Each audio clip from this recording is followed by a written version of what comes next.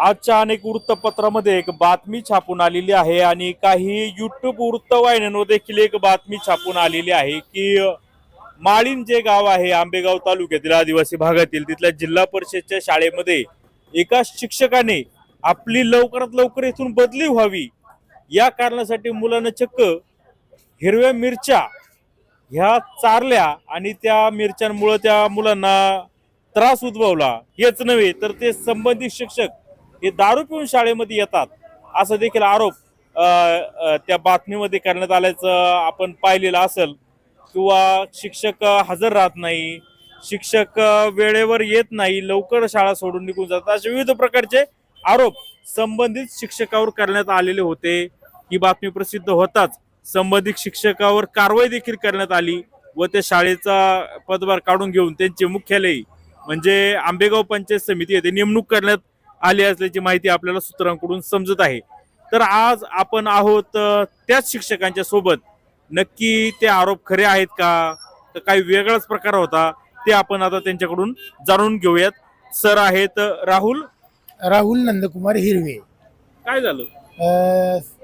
माझा 11 जुलैला वाढदिवस होता आणि त्या 11 जुलैला वाढदिवसाला मुलांना कळालं की सरांचा वाढदिवस आहे असं मुलांना कळालं। म्हणून मुलं मला म्हटली की सर आम्हाला वाढदिवसानिमित्त काय खायला आणणार का? तर मग मला काय वाटलं की आता लहान लेकरं आहेत म्हणून मी तिथे एक टपरी आहे माडीन फाट्यावर, त्या टपरीतनं मी 100 वडापाव मागितले।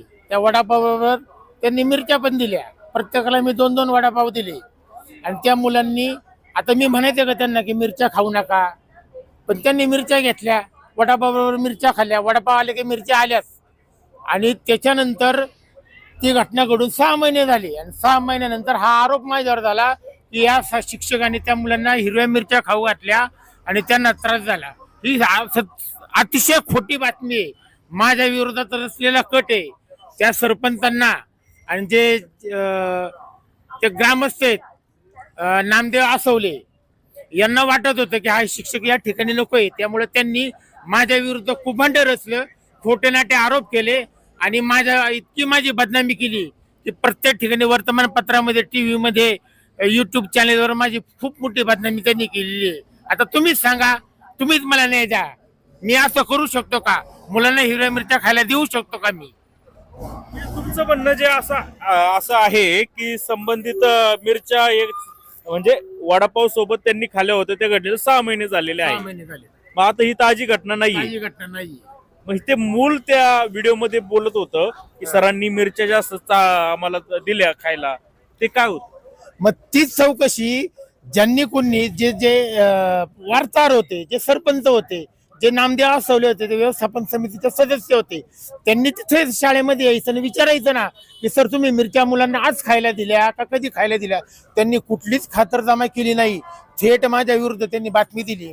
आज एवढी मोठी माझी बदनामी झाली, मला तोंड दाखवायला जागा राहिली नाही। माझ्यासारख्या शिक्षकांनी काय करायचं? आता ते मूल बोलत होतं ते जुनी गोष्ट सांगत होतं, ती नवीन गोष्ट होती, नवीन गोष्टी काहीच नाही। मी तेव्हापासून मुलांना काहीच खायला देत नाही। तुम्ही शाळेमध्ये दारू पिऊन येता असा आरोप त्या व्हिडिओ मध्ये करण्यात आलाय आणि बातम्या ज्या छापून आल्या त्यामध्ये सुद्धा तसंच म्हटलेलं आहे। साहेब तुम्ही म्हणता तुम्ही जे मला म्हणताय त्याचं असं खंडन मी करतो की मला बीपी आणि शुगरचा मला त्रास आहे आणि 27 नोव्हेंबरला मी डबा नाही घेता शाळेमध्ये आलो होतो, कारण मला पंचायत समितीला जायचं होतं आणि मी बीपी शुगरच्या गोळ्या न घेतल्यामुळे मला दरदरून घाम सुटला आणि मला खूप असं चक्कर आल्यामुळे झालं, मला बोलता पण येईना। मी त्या टपरीवर 4 वडापाव खाल्ले तेव्हा मला सुधारलं आणि ह्या लोकांनी माझ्यावर आरोप केले की सर दारू पितात। मी दारू कधी पाहिली पण नाही, दारूची चव पण आजपर्यंत कधी घेतलंय आणि आमच्या या कुटुंबामध्ये दारू पिणारं कोणीच नाहीये। खोटे आरोप करतात, हे सगळे माझ्यावर खोटे आरोप केलेत आणि मला नाहक बदनाम केले यांनी। त्यामध्ये असा एक आणखी आरोप करण्यात आला का शिक्षक हे न सांगता रजेवर जातात, व्हॉट्सअपला फक्त मेसेज पाठवतात मी येणार नाही, मला तारीख आहे, मी आजारी आहे, मला इकडे जायचंय, काय प्रकार? माझी विवेक चौकशी आयुक्ताचे कार्यालय आहे विधान भवन पुणे, या ठिकाणी माझी चौकशी चालू आहे। त्या ठिकाणी मला फिरते भरून जावं लागतं, हा नियम आहे। मी फिरते भरून जात होतो आणि ज्या मी रजा घेतल्यात त्या रजांचा रिसर अर्ज माझ्याकडे आहेत। आताही मला तुम्हाला दाखवायचं जरी म्हटलं तरी ते अर्ज माझ्याकडे आहेत। ते मुद्दाम माझे अर्ज मंजूर करत नाही। मी रिसर रजा घेतल्यात, कोण मंजूर करत नाही? गट शिक्षणाधिकारी, केंद्र प्रमुख आणि शाळेचे मुख्याध्यापक राजेश रामदास देवेकर. का, कारण काय? त्यांना मला अडचणीच आणायचे. ते माझ्याशी, आम्ही 4 शिक्षक आहे, ते 2 शिक्षक वेगळे एकत्र जेवतात, त्या मॅडम वेगळे एकत्र जेवतात आणि मी एकटा वेगळा एकत्र जेवतो. आम्ही 4 शिक्षक असून आमच्यामध्ये अजिबात सुसंवाद नाही आणि मला ते शाळेची कुठलीच गोष्ट सांगत नाही. ज्ञानेश्वरनं कसं वाळीत टाकलं होतं तसं त्यांनी मला वाळीत टाकलंय. का? तर कारण त्यांनी मला, ज्या वेळेला आम्ही रुजू व्हायला गेलो त्यावेळेला त्यांनी आम्हाला असं सांगितलं की सर इथं रुजू होऊ नका, इथं माळीन फार भयंकर गाव आहे, इथं वाघ फिरतात, बिबटे फिरतात आणि इथं खूप पाऊस असतो, इथं खूप धुका असतं, तुम्हाला जमणार नाही. त्यांनी आमची मानसिकता इतकी खराब केली. नंतर आम्ही 10 दिवसांनी त्या माळीला जाऊन रुजू झालो. का? तर आम्हाला शाळा बदलून देत नव्हते आणि त्याच्यानंतर यांनी जाणून अशा बाबतीत असे प्रकार करून आणले. हे सगळं खोटं आहे.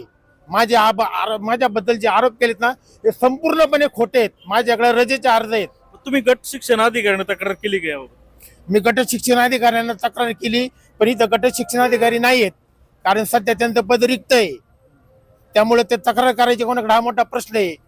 किती दिवसापासून शिकवताय तुम्ही माळीनला? मी जवळजवळ 8 जानेवारी पासून तर आजपर्यंत, कालपर्यंत मी त्या ठिकाणी होतो. जवळपास 1 वर्ष होत आले. 1 वर्ष होत आलं मला. 1 वर्षभरात तुम्ही गट शिक्षण अधिकाऱ्यांकडे वगैरे या म्हणजे जे जे तुमच्या मुख्याध्यापक किंवा काय त्रास देतात, काय बोलले नाही तुम्ही त्यांना? काय सुरुवातीला मला त्यांनी त्रास दिला नाही, पण मला नंतर त्यांनी त्रास द्यायला सुरुवात केली आणि मी वारंवार गट शिक्षणाधिकाऱ्यांना मी अर्ज दिलाय की मला असा त्रास या शाळेमध्ये होतो आणि त्याबद्दल तुम्ही चौकशी करावी आणि योग्य तो निर्णय घ्यावा. पण त्यांनी माझी अजिबात दखल घेतली नाही. आमचे जे विस्तार अधिकारी आहेत, आमच्या बिटाचे, आसाने बिटाचे प्रेमदत्ता साळुंके मॅडम या विस्तार अधिकारी आहेत, त्यांना मी वारंवार सांगितलं, पण त्यांनी सुद्धा दखल घेतली नाही माझी अजिबात. म्हणजे हे पण तुमच्या विरोधात कुंभड करण्यात सामील आहे असं तुमचं? सगळ्यांनी माझ्या विरोधात कुबंड रचले आणि विनाकारण माझी बेआबरू केली या लोकांनी. आता काय झाली कारवाई? आता मला त्यांनी पंचायत समितीला थांबायला सांगितलंय. शाळेचा पदभार शाळेत काढून जायचं नाही, इथं पंचायत समितीला थांबायचं दिवसभर. काय खुलासा वगैरे केला तुम्ही? खुलासा त्यांनी माझ्याकडे काल पत्र दिलंय आणि 7 दिवसाच्यात मला खुलासा करायला सांगितलाय आणि त्याप्रमाणे खुलासा मी एवढ्या 2 दिवसात त्यांना देणार आहे. आता तुम्ही ठीक आहे, आता हे 3 शिक्षक तुमच्या विरोधात का असं करतात ते तुम्हाला माहिती असेल किंवा काय, पण जे शाळेतले जे पालक आहेत किंवा व्यवस्थापन समिती सदस्य आहेत त्यांची आणि तुमची काय दुश्मनी? एक सांगा, आपलं घर आहे, आपल्या घरातली बातमी आपण जर बाहेरच्या लोकांना सांगितली तर आपली हसू होतं का नाही? मग आता शाळा हे कुटुंब आहे, आमचं घर आहे. मग आपल्या शाळेतल्या बातम्या आपण सगळे बांधव आहे, बंधू आहे, भगिनी आहे, आपल्या गोष्टी ग्रामस्थांना सांगायच्या का? मग यांनी काय केलं, माझ्या काय निगेटिव्ह बाजू आहेत. माझ्या निगेटिव्ह बाजू काय आहेत की आमची जी जीप गाडी आहे ती कधी कधी 5च्या आधी येते, त्यामुळे मला सरांना विचारून द्यावं लागतं मुख्याध्यापकांना की सर माझी गाडी आली, मला गाडी नाही, त्यामुळे मी येतो लवकर सोडा मला. 5-10 मिनिटं मी लवकर निघतो, कारण ती 5ला जीप गाडी येते. त्याच्यामुळे ह्या लोकांनी माझ्यावर असे आरोप करून मला इतकं त्यांनी आहे ना बदनाम केले ना की मला असं माझं जगणं मुश्किल केलं त्या लोकांनी माझं. तुम्ही वेळेवर का थांबत नाही मग शाळेमध्ये? तुम्हाला जर नेमून जर काय टाइम आहे शाळेचा? शाळेचा टायमिंग आहे 10:30 ते 4:45. मी 4:45ला शाळेतनं बाहेर निघतो. आमच्या शाळेचा टायमिंग आहे 10:30 ते 4:45. ते म्हणतात की शाळेतून लवकर निघून जाणं उशिरा अजिबात येणं. नाही. मी 4:45ला मस्टरला, तुम्ही तिथे जाऊन मस्टर चेक करा, माझी 5च्या शिवाय मी निघत नाही. जीप गाडीवाल्याला सुद्धा सांगतो की तुमच्यानुसार मी चालणार नाही, माझी शाळा सुटेल त्यावेळेला मी येईल. त्यांना पण समजून सांगितलं होतं. मी कधी शाळेच्या अगोदर गेलेलो नाहीये. 10 दिवस सलग गैरहजर असतात. अजिबात गैरहजर नाही. रिसर मी रजा अर्ज त्यांना दिलेले आहेत आणि रिसर माझ्याकडे त्याची पोच पण आहे. बेंचवरती काय मारलं का काय कोणत्या विद्यार्थ्याला? काय विषय होता तो? त्यांनी माझ्यावर असा आरोप केला की मी विद्यार्थ्याला लाथीने मारलं, असा आरोप केला. तुम्ही सांगा, एखादा, आता ही लेकरं बाळे, ही माझ्या मुलांबाळासारखी, आपल्या लेकरांना आपण लाथीने मारतो का? नाही मारत. मी लाथीने मुळीच मारलं नाही. फक्त ती मुलं अभ्यासाला खाली बसवली होती, दुसरीची मुलं. मी मधून चाललो होतो, लाथ माझी त्याला लागली. मी त्याला म्हणलं बाळा बाजूला सर, एवढंच झालं. मी लाथीने अजिबात मारलं नाही. पाय लागला चुकून? हा, पाय लागला. आणि हा खोटा आरोप त्यांनी माझ्या. काय झालं त्या पोराला, मुलाला? काहीच झालं ना, काहीच झालं नाही. त्याचा व्हिडिओ माझ्याकडे आहे की सरांनी मला अजिबात मारलं नाही, लाथनी मारलं नाही. त्याचे फोटो पण माझ्याकडे आहेत. तुमच्या मोबाईल मध्ये ते व्हिडिओ आहेत? हा, व्हिडिओ आहेत माझ्या मोबाईल मध्ये. मग ह्या गोष्टीचे व्हिडिओ तुम्ही का काढले? मग आता हे लोकांनी माझ्यावर आरोप केले म्हणल्यानंतर मला माझ्याकडे काहीतरी पुरावा नको का की बा सत्य काय आहे? ते म्हणतात तुम्ही जाणून बुजून त्या मुलांना तुम्ही दमदाटी करून त्याच्याकडून व्हिडिओ तयार केला. तुम्ही प्रत्यक्षात शाळेमध्ये जा आणि त्या पोरांना विचारा की सरने तुम्हाला लाचणी मारलं का, मग तुम्हाला खात्री पटेल. हाताने वगैरे मी मुलांना अजिबात मारत नाही. मला मुख्याध्यापकांनी सांगितलं मुलांना मारायचं नाही, त्यामुळे मी मुलांना मारत पण नाही. आणि गाढव हा शब्द सुद्धा मी वापरत नाही, मूर्ख शब्द सुद्धा वापरत नाही, कारण ते लोक इश्यू करतात. मी फक्त माझं जाऊन शिकवायचं काम करतो आणि घरी येतो. बाकी मी कोणाच्या नादाला लागत नाही, कोणाच्या कामाच्या घरी जात नाही आणि कोणाशी बोलत नाही. शाळा एक शाळा, शाळा जुने घर. अशी माहिती समजली का तुमच्यावर अगोदर देखील काहीतरी कारवाई झाली होती, काय खरं आहे? अगोदर कारवाई माझ्यावर अशी झाली होती की मी खेड तालुक्यामध्ये 22 वर्ष सर्व्हिस केली आणि राजगुरुनगर शाळा क्रमांक 2 या ठिकाणी मला नियुक्ती दिली होती. वर्षभर मी त्या ठिकाणी काम केलं आणि एप्रिल महिन्यामध्ये सकाळची शाळा असती 7:30 ते 11:30. 11:30ला आमची शाळा सुटली. 11:30 नंतर मी 11:45ला पंचायत समितीमध्ये गेलो आणि तिथले जे अधीक्षक आहेत क्लार्क त्यांना मी विचारलं की साहेब महागाई भत्त्याचा फरक जमा कधी होणार आहे. तर ते डायरेक्ट उठले आणि मला शिवीगाळ केली, माझ्या अंगावर धावून आले. त्याच्यानंतर मग माझाही ताबा गेला. मी पण त्यांना बडबड केली माझ्याकडून हा. झालं काय? आणि याच्यातून त्यांनी खोटा प्रस्ताव तयार करून माझा निलंबनाचा आदेश तयार करून आला. निलंबनाच्या आदेशावर मुख्य कार्यकारी अधिकारी यांचं नाव असावं लागतं, त्यांचं पदनाम असावं लागतं, त्याच्यावर करिता म्हणून सही आहे. आणि माझी चौकशी चालू होती. माझी चौकशी पूर्ण झाली आणि मी याच्यातून निर्दोष सुटणार, कारण माझी बाजू जे माझे बचाव सहाय्यक होते त्यांनी माझी बाजू अगदी बरोबर मांडलेली आहे. सगळे त्यांचे काय जे आहेत सगळे त्यांनी काही खूप रचलं, काही खोटं केलं, सगळे त्यांनी पुरावे त्याला जोडलेले आहेत. अजून काही चौकशी वगैरे? बाकी काही नाही. म्हणजे हे प्रशासन देखील तुमच्या विरोधात आहे असं थोडक्यात दिसतंय. हा, प्रशासन माझ्या विरोधातच आहे. का तुमच्या एवढा सगळेच लोक विरोध करायचं कारण काय? आता त्यांना आता विरोध करायचं कारण काय, आता मला हेच कळत नाही ना की मी राजगुरू शाळेमध्ये एवढं सुंदर काम केलं तर तिथून माझं निलंबन केलं. तर ते माझ्या वर्गामध्ये दुसरीचे 48 मुले होते. 48 पालक स्वतः आमदार दिलीप शेठ मोहिते पाटील यांच्याकडे गेले. त्यांना सांगितलं की साहेब हे सर आम्हाला पाहिजेत. आतापर्यंत एकही शिक्षक शाळेला नव्हता, इथं आमच्या मुलांना शिक्षक शिकवत नव्हते, आम्हाला हेच सर पाहिजे. पण प्रशासन माझ्या विरोधात का जातं हेच मला आज अद्यापपर्यंत कळलेलं नाही. बातम्या सगळ्या आलेल्या आहेत विविध मोठमोठ्या न्यूज चॅनलला, बरोबर, आल्यात बातम्या, पेपरला बी आलेल्या, आल्यात बातम्या. युट्यूबला आलेल्या आहेत. आल्यात बातम्या. काय आहे म्हणजे त्याबाबत काय तुमचं म्हणणं? मला ज्या बातम्या जेवढ्या छापून आल्या तेवढ्या सगळ्या मी पाहिल्यात. सगळं दादांत खोटं आहे. बदलीसाठी या माणसांनी असे प्रयत्न केलेत असा त्यांनी आरोप केला. हे सगळं दादांत खोटं आहे. त्यामुळे माझी फार फार आबरू नुकसान झाली सर. असं वाटतंय ना जगूच नाही. तीर सोडू नका. तुमचं जर काय चुकीचं नसेल तर घाबरू नका साहेब. तुम्ही शेवटचा खुलासा तुम्ही माझी मुलाखत घेताय ना, तुम्ही एक काम करा, माळींच्या शाळेत जा आणि प्रत्यक्ष माझ्या अपरोक्ष मुलांना विचारा की सरने तुम्हाला मिरच्या खायला घातल्या का नाही. आणि त्यांनी जर कबूल केलं ना मी लगेच राजीनामा देतो सर, लगेच राजीनामा नोकरीचा देतो. हे सगळं दादांत खोटे माझ्या विरुद्ध कटकारस्थान केलेलं आहे. आणि जर तुम्ही गैरहजर राहत असाल हे तिथं सांगितलं तर काय?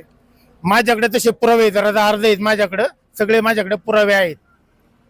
तर आपण सरांचं म्हणणं पूर्णपणे जाणून घेतलेलं आहे. ते माझा वाढदिवस होता 11 जुलैला. 11 जुलैला वाढदिवस असल्यामुळे सरांनी वडापाव त्या मुलांना गिफ्ट म्हणून आणले होते. त्याच्याबरोबर ज्या मिरच्या होत्या ते काही मुलांनी खाल्या. त्याला घटनेला 6 महिने झाले.